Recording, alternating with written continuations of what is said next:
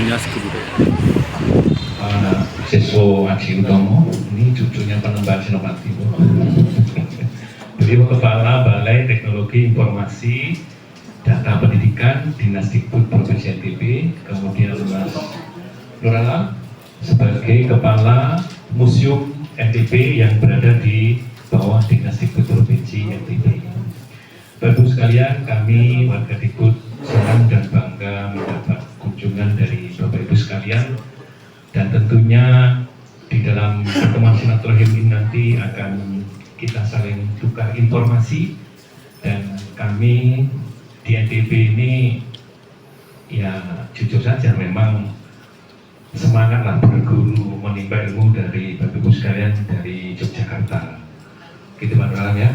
Nah, oleh karena itu Bapak Ibu sekalian, sebelumnya kami juga ingin kenal ini Ibu, mungkin nanti ada diperkenalkan di Ibu Sekretaris, setelah itu akan ada paparan.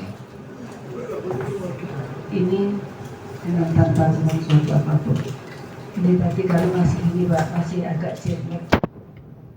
Karena jam setengah 12 baru sampai masuk ke jam 12. Kebetulan masalah diri, sehingga kami masuk baru ya jam 12, jam 12 sudah baru tidur mandi-mandi. Kepala Museum Negeri Nusa Tenggara Barat. Alhamdulillah kita bisa bersilaturahmi di ruangan ini, dan nanti setelah acara ini kami akan menerima Bapak di Museum Negeri Nusa Tenggara Barat.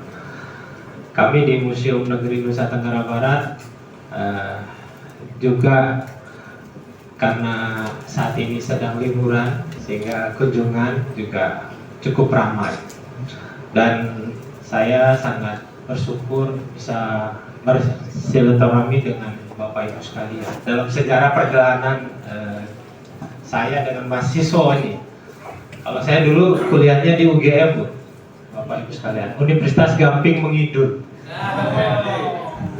Jadi dulu memang kotaku museumku, kampungku museumku. Kotaku museumku, kampungku museumku itu berasal dari fakta statistik terlalu sedikitnya museum yang ada di NTB. Tahun 2023 itu museum di NTB itu berjumlah 4, dan alhamdulillah di tahun 2024 sudah nambah 1 menjadi 5. Dan Bapak Ibu sekalian, NTB ini ada 10 kabupaten kota dengan 2 pulau yang terpisah. Nah, kami mendorong agar kabupaten kota yang lain terbentuk museum, karena hanya ada 2 kabupaten kota yang memiliki museum. Itu ada di Pulau Sumbawa, dan di Pulau Lombok hanya ada 1 museum, yaitu Museum Negeri Nusa Tenggara Barat. Nah, sehingga kami mendorong, kami sudah silaturahmi dengan hampir semua 90 kepala daerah agar mendorong terbentuknya museum. Sangat jauh tertinggal dengan jumlah museum yang ada di DIY misalnya. Karena yang agak miris, kami membandingkan dengan Dinas Perpustakaan dan Arsip, itu eselon 2.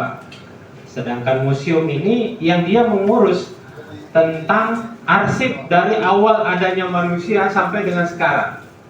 Nah, itu adalah hal-hal yang kami dorong. Selanjutnya, di strategis kampungku, museumku, itu kami mendorong agar masing-masing desa juga memiliki yang namanya museum desa. Karena faktanya NTB ini Bapak Ibu sekalian itu adalah persilangan budaya yang sangat kaya.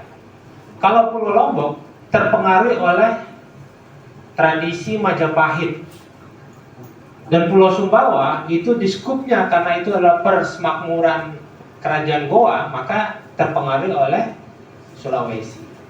Nah, sehingga di NTB ini ditemukanlah benda artefak yang memang dari 2 peradaban itu. Sehingga ya, penemuan negara Kartagama itu kan di NTB, yang menjadi basic bagi national state kita, nation state kita, nation interest kita untuk memperjelaskan terkait dengan Majapahit seperti apa. Nah, karena apa? Itu pengaruh Majapahit, kerajaan Jawa, itu sampai ke Pulau Lombok. Cuma agak miris di masyarakat kita. Kenapa? Karena sekarang kondisinya benda-benda artefak itu lebih banyak diburu oleh kolektor. Dan memang biasanya awal-awal masyarakat itu sangat kekeh untuk mempertahankan entah keris, entah tangkepan, atau manuskrip yang dimiliki, atau kain. Tapi ketika anaknya masuk sekolah, ketika orang tuanya sakit, semua benda-benda itu menjadi cair. Cair kalau bahasa sini itu, iya, menjadi duit. Nah, kami mendorong kampungku museumku. Dan kita berpikir bahwa pariwisata itu harus berbasis kebudayaan.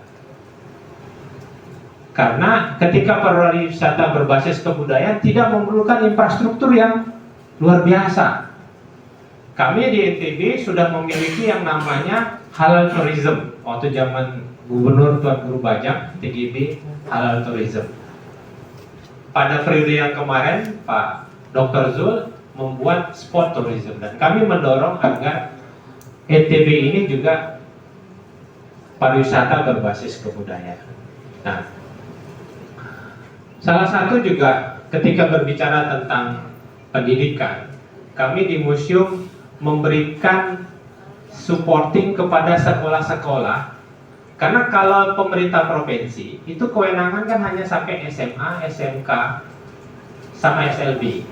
Nah, Provinsi Nusa Tenggara Barat setiap tahunnya membuat yang namanya ISO, Anugerah Istimewa Sekolah. Untuk yang level kewenangannya dimiliki oleh provinsi.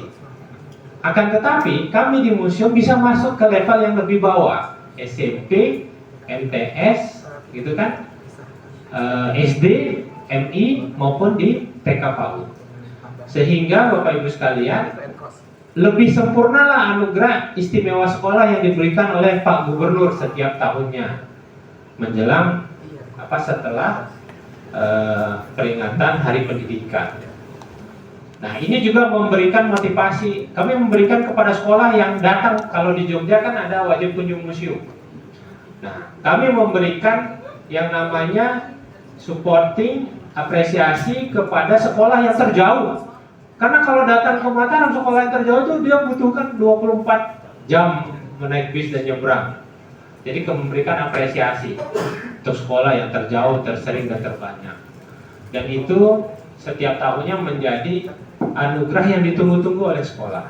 Nah, terhadap kurikulum Merdeka Belajar, kami juga menyediakan fasilitas yang namanya supporting class, outing class, sehingga fasilitas museum bisa digunakan untuk proses pembelajaran.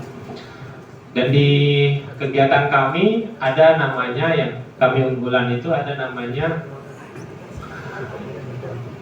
Museum Masuk Sekolah. Kami memilih sekolah yang jauh jaraknya, yang kira-kira mereka tidak mungkin datang dengan swadaya sendiri, sehingga kami datang ke beberapa sekolah. Kemarin kami sudah datang ke Bima, sekolahnya jauh, pinggir pantai, yang memang mereka tidak pernah terpikir, kata museum saja tidak terlintas di dalam benak mereka.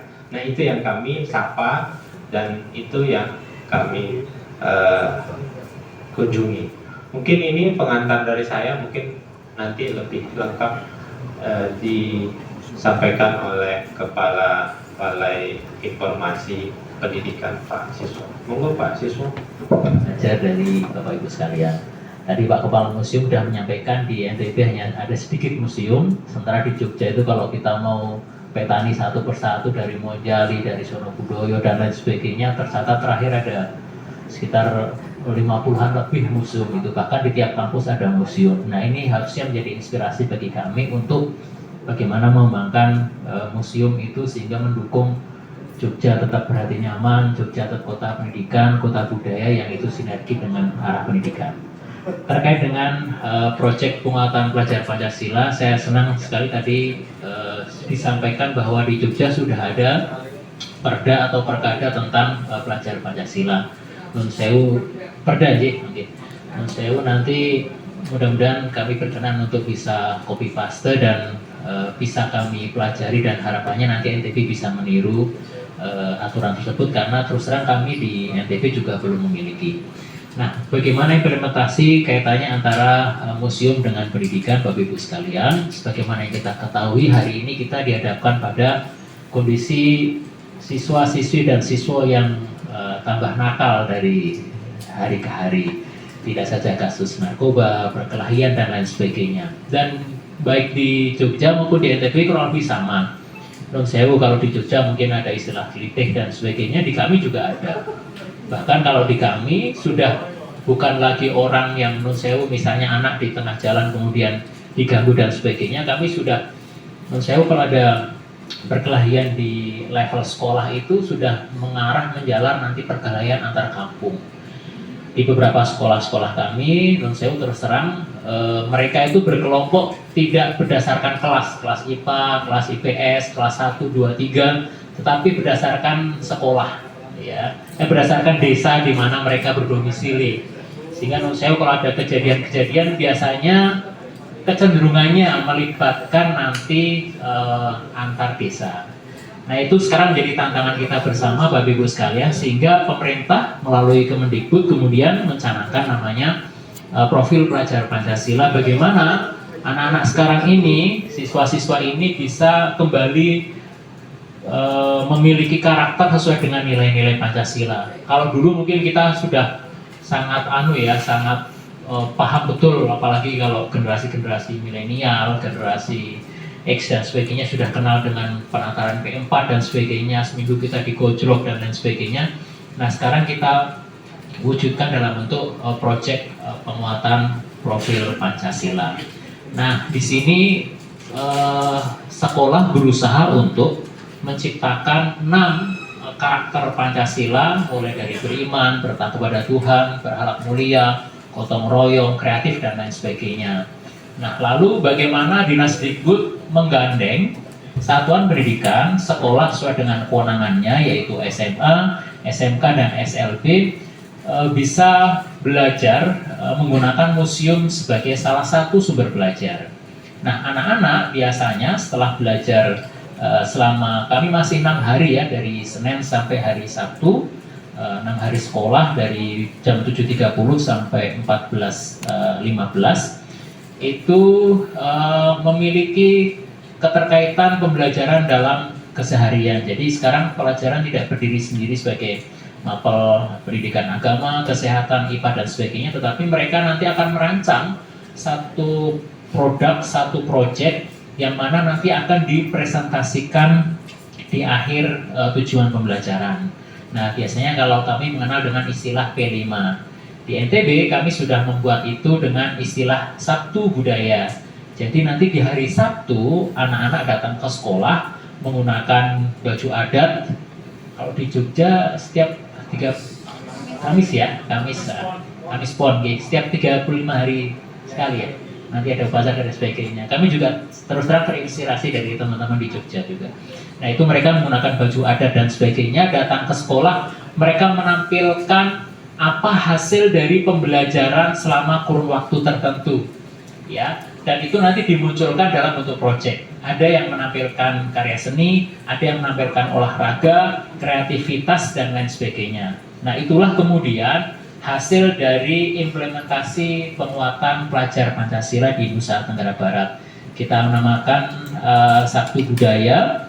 Kemudian anak-anak di hari itu full kegiatannya di luar ruangan, masing-masing sekolah, masing-masing kelompok menampilkan apa yang menjadi keunggulan dari masing-masing kelas itu sendiri. Barat dan Kabupaten Lombok Utara dan sebagian Kabupaten Lombok Tengah yang dulu pernah menjadi dikuasai oleh Kerajaan Karangasem dari Bali, sehingga budaya kami di Mataram khususnya relatif cukup kental dengan budaya-budaya Bali. Nanti bahkan ada, kalau sempat berkunjung bisa ke Taman Armada, ke di beberapa tempat-tempat petilasan dan lain sebagainya. Nah, anak-anak coba kami didik untuk kemudian tidak mohon maaf terlalu radikal, terlalu fundamental terkait dengan pemahaman agama, karena Kami juga sama kayak di Bali, kalau pada saat nyepi beberapa daerah ditutup, tidak boleh ada aktivitas, tidak boleh ada nyala lampu dan lain sebagainya, anak-anak juga saling menghormati. Anak-anak kadang-kadang inapkan di sekolah, kalau mungkin agama Islam mengenal dengan istilah mabit ya, malam bina iman dan takwa. Nah, anak-anak agama lain juga ikut menginap, mereka nanti akan kita kumpulkan dalam satu aula atau di satu tempat, kita beri pengarahan secara spiritual. Nah, setelah itu nanti malamnya ada kegiatan khusus di masing-masing agama. Ini untuk meminimalisir, biasanya anak-anak kalau Sabtu Minggu itu kadang kalau sudah kami di Museum Negeri Nusa Tenggara Barat mendampingi 99 desa wisata yang sudah ditetapkan. Anugerah Desa Wisata Indonesia itu yang dilakukan oleh Kementerian Pariwisata dan Ekonomi Kreatif itu membuat lomba desa wisata, dan kebetulan tahun lalu itu ada namanya Desa Lembar Selatan. Nah, kami mendorong untuk Desa Lembar Selatan itu mempunyai situs-situs atau tempat destinasi wisata dengan penjelasan storytellingnya menggunakan sistem barcode. Kalau di kami namanya Sega. Nanti Bapak bisa lihat barcode kami itu yang sudah terkonek dengan YouTube-nya juga. Jadi ketika di scan nanti ada audio visualnya, ada narasinya, dan ada connect sebagian itu sudah ke YouTube. Nah, sampai memenangi juara 2 untuk kategori desa digital wisata dengan sistem yang kami ajarkan sistem barcode-nya, kami ajarkan tentang cara mereka membuat storytellingnya. Lembar Selatan itu sekitar pelabuhan Lembar kalau kita mau nyebrang ke Bali. Bagaimana dengan sumber penganggarannya? Jadi sumber penganggarannya menggunakan alokasi dana desa, di mana itu disepakati dengan mekanisme penganggaran antara kepala desa dengan BPD-nya. Jadi masuk dalam APBDes yang dibahas disepakati bersama. Nah, kenapa itu mereka menetapkan itu? Karena mereka merasa bahwa desa wisata itu salah satu yang mereka jual adalah kebudayaan, budaya. Karena mereka mungkin tidak akan bisa bersaing dari sisi infrastruktur, dan nanti mereka akan menjual kebudayaan mereka sesuai dengan karakteristik desanya. Kalau desa agrowisata, mereka akan menjual terkait dengan kondisi agrowisatanya. Terus selanjutnya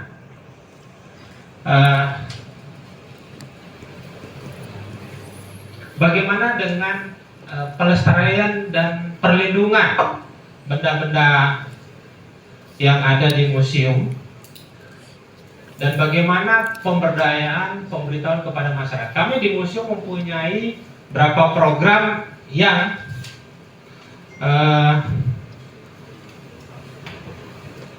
terkait dengan kita mengajarkan bagaimana perawatan benda-benda pusaka sesuai dengan karakter benda yang ada. Kalau logam itu seperti apa perawatannya, kalau kain seperti apa perawatannya, kalau yang berasal dari lontar seperti apa perawatannya.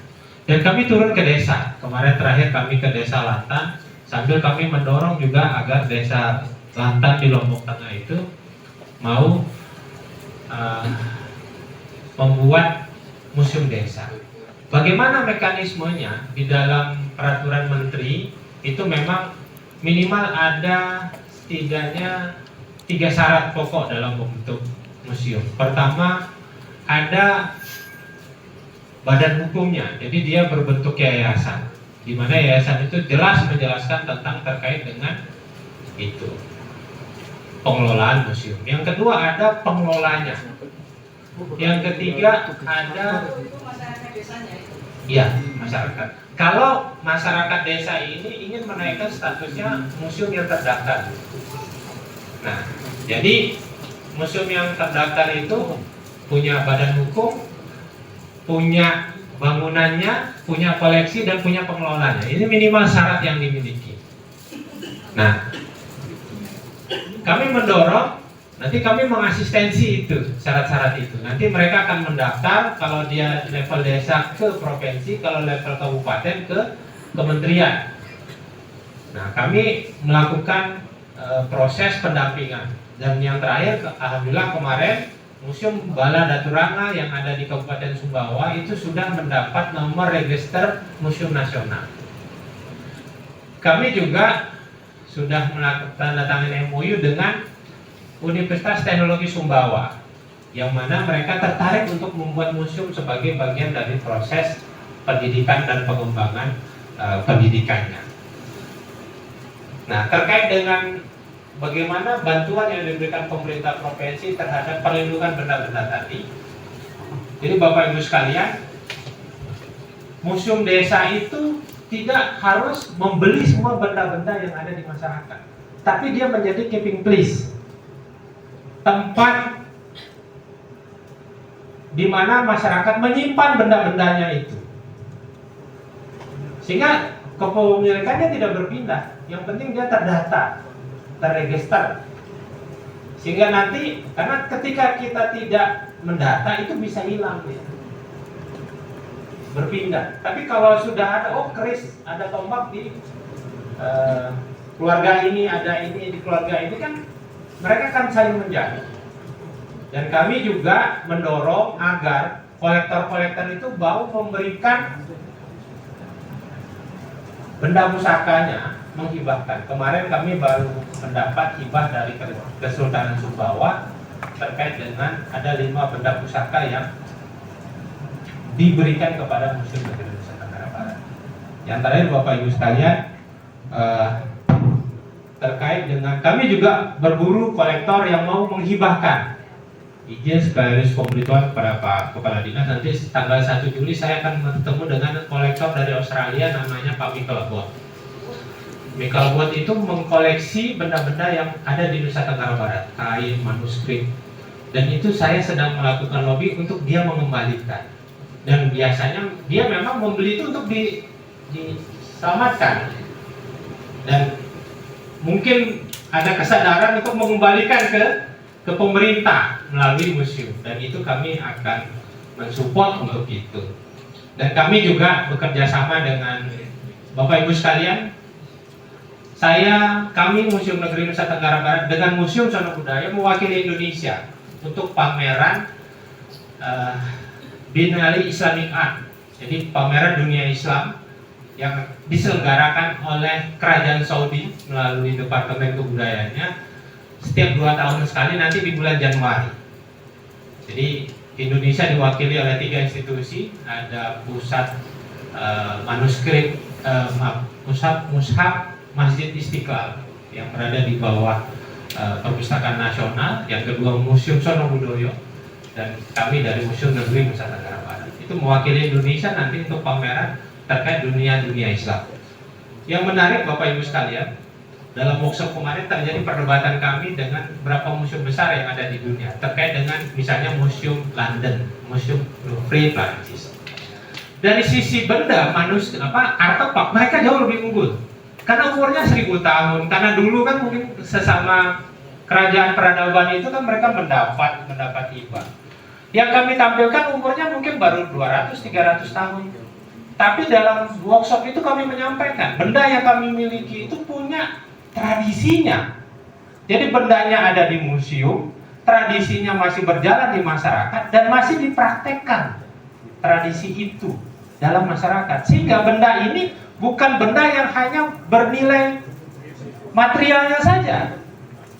Mungkin dia punya tapi bendanya itu di kami itu masih menjadi benda yang living, masih hidup di dalam tradisi masyarakat. Dan itu kutub yang cukup kami perdebatkan dengan masyarakat, dengan museum-museum besar yang ada di dunia itu. Ada sekitar 25 negara yang diundang oleh Departemen Kebudayaan Arab Saudi, dan alhamdulillah dari Asia Tenggara Indonesia yang terpilih, dan Indonesia itu diwakili oleh 3, kami dan Museum Sono Budoyo. Dari 5 museum itu, pertama Museum Negeri Nusa Tenggara Barat, yang kedua Museum Daerah Kabupaten Sumbawa, Yang ketiga, Museum Bala Daturanga yang ada di Kabupaten Sumbawa. Yang keempat, Museum Asimbojo Kabupaten Bima, dan Museum Samparaja yang dimiliki oleh Kesultanan Kerajaan Bima. Itu ada 5 museum yang ada di Nusa Tenggara Barat. Mungkin ini yang bisa saya sampaikan. Akan ya kegiatan Sabtu Budaya nanti kalau berkunjung di hari Sabtu mendatangi Sabtu Budaya. Sabtu Budaya bisa mengunjungi ke salah satu sekolah di hari Sabtu. Nanti mereka akan menampilkan berbagai macam perform, atraksi budaya yang biasanya nanti dibagi-bagi tugasnya. Sabtu pekan pertama kelas berapa, berikutnya kelas berapa, dan apa penampilannya. Dan itu anak-anak create, anak-anak desain dari sekarang, dari awal pembelajaran, sehingga nanti hari Sabtu akan kelihatan bahwa tujuan pembelajaran suatu materi, satu pelajaran itu tercapai atau tidak berdasarkan nanti dari perform itu. Nah, apakah itu cukup efektif? Menurut kami sekarang lumayan bisa mengurangi angka kriminalitas di anak, meskipun menurut tidak ada data resminya ya, tidak ada data resminya berapa prosentasenya, tetapi anak-anak dengan kegiatan P5 di hari Sabtu itu Senin sampai Jumat mereka sibuk, Bapak Ibu sekalian, baik di sekolah, tugas kelompok, kerja kelompok, ya, tidak ada lagi misalnya kegiatan-kegiatan yang mereka kira-kira bisa santai-santai dan lain sebagainya, karena mereka menampilkan sesuatu yang kayak anak-anak mini konser lah, sehingga persiapannya, prepare-nya tentu harus jauh-jauh hari. Nah, itulah yang membuat kami memang harus berpikir keras bagaimana membuat kegiatan yang anak-anak itu terus sibuk sehingga tidak sempat untuk nakal, beling, dan lain sebagainya. Itu mungkin singkat. Sungguh dengan apa yang tadi disampaikan pada presentasi, saya tidak banyak kata karena sudah rawuh Ibu Rani. Jadi sehingga kemudian tadi ikan sepatnya jangan tidak ketangkap gitu. Pertama-tama terima kasih Bapak Kepala Dinas yang telah memfasilitasi kami dari pembicaraan sebelumnya, dan alhamdulillah langsung bisa ditangkap dan kami melihat kemudahan untuk berkomunikasi. Kami terima kasih sekali atas itu. DIY yang saya hormati pula, pertama-tama saya mohon maaf tadi pagi sudah dikabari akan menerima Bapak dan Ibu. Saya tiba-tiba dapat telepon dari Pak Gubernur menyusul beliau ke bandara. Jadi saya kejar beliau ke sana dulu. Ada beberapa hal yang kami diskusikan sama beliau, dan saya segera minta izin balik untuk menemui Bapak dan Ibu di tempat ini. Kami ucapkan selamat datang Pak Sekwan, Bu Rani, Bu Hajah, dan teman-teman semua dari Jogja. Kalau tentang belajar museum, Jogja sih nggak ada lawan Pak. Karena saya tahun lalu itu datang ke museum juga di Jogja sama teman-teman museum, ketemu kepala museum, ketemu kepala dinas, untuk bisa kami menjalin koordinasi dan kolaborasi. Karena kami ini provinsinya kecil, museumnya juga kecil Pak. Nah, karena dia kecil-kecil bentuknya, sementara juga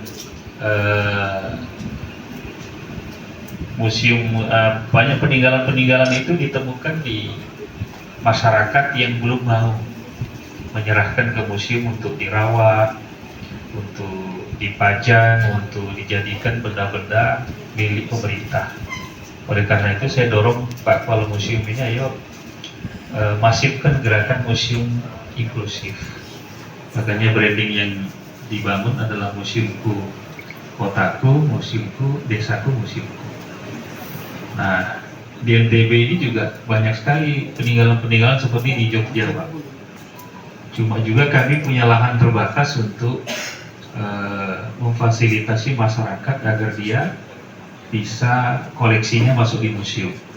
Nah, tidak kurang akal kami menggerakkan berbagai agenda, diantaranya ada program eduwisata, seperti juga di Jogja ada eduwisata. Kalau eduwisata di Jogja itu lebih anak-anak pelajar, kami pada saat datang juga ketemu itu datang ke museum. Tapi kalau kami lokusnya 3 Pak eduwisatanya. Selain museum sendiri, lokus pertama, lokus keduanya adalah zona wisata, dan lokus ketiga adalah tokoh-tokoh.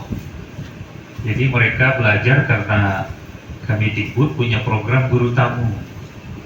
Jadi guru tamu dan memperkuat dukungan pada kebudayaan. Sudah 5 tahun ini program kami Sabtu Budaya.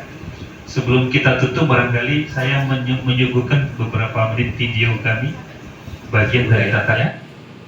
ISO itu untuk dimensi pendidikannya, Pak. Jadi 2 kali dalam setahun kami. Di Mei untuk dimensi pendidikan, di Desember untuk dimensi kebudayaan. Jadi tiap 6 bulan kita bisa. Lanjut. Memanfaatkan tabletnya, YouTube dan sebagainya daripada mereka bikin yang dandak. Program kami namanya ISO Net. Kalau ISO yang tadi anugerah istimewa, kalau ada netnya aktivitas istimewa siswa. Ini kayak gini dia jadi narasumber, itu ada guru tamunya, Pak. Ini dari chef hotel kita undang dan menjadi guru tamu di sekolah sampai hari ini. Kami dukung. Ini anak-anak kita yang langsung menjadi penyiar dan sebagainya. Dia Bupati, salah satu Bupati, KCD kami. Terus kami punya program untuk mengatasi anak yang putus sekolah karena menikah, putus sekolah karena dia bekerja, putus sekolah karena dia miskin, putus sekolah karena aksesnya jauh. Kalau di Jogja kan sudah ada akses yang jauh, Pak, ya. Kami masih ada kepulauan. Kami punya program namanya SMA Terbuka dan Guru Kunjung. Jadi saat ini SMA Terbuka kami itu sudah ada 4.419 anak belajar dan baru wisuda. Saya sebut wisuda, Pak, karena mereka usianya sampai 21, 23 tahun, sudah punya anak 2. Ini salah satu guru kami ke tempat anak terbuka. Lanjut. Anak terbuka ini sambil bekerja, saya punya siswa itu ada 22 di Malaysia, ada 4 orang di Saudi, ada 2 orang di Banten. Ya karena dia tidak bisa pulang. Dia kalau tidak kerja tidak dapat makan katanya. Nah ini guru tamu. Lanjut. Kita kerjasama dengan tadi sudah tamat saya. Lanjut. Nah, sudah datang gimana? Ini sudah stop close. Ini tadi. Nah, coba bisa Bapak Ibu lihat wajah Pak saja. Kalau PKBM pakai C, Pak. Kalau kami ini SMA Terbuka. Nah, kalau pakai C, paket A, B, C itu PKBM. Tapi kami sekolah negeri yang kami beri tambahan tugas layanan dengan layanan terbuka. Jadi ijazahnya ijazah negeri. Nah, ini rata-rata udah punya anak ini. Lanjut.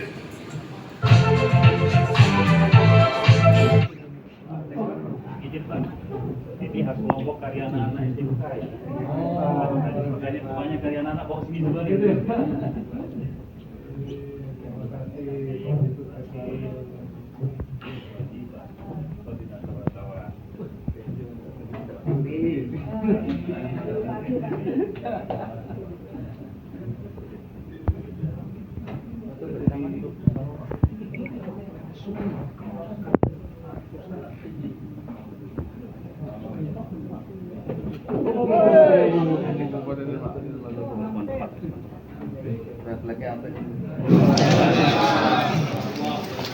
Selamat pagi, salam sejahtera untuk kita semua.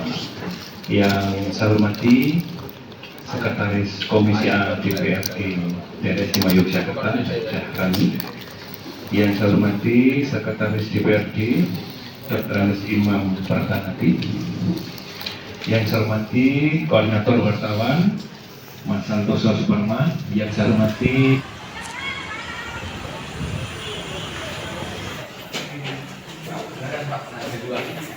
Ini ya.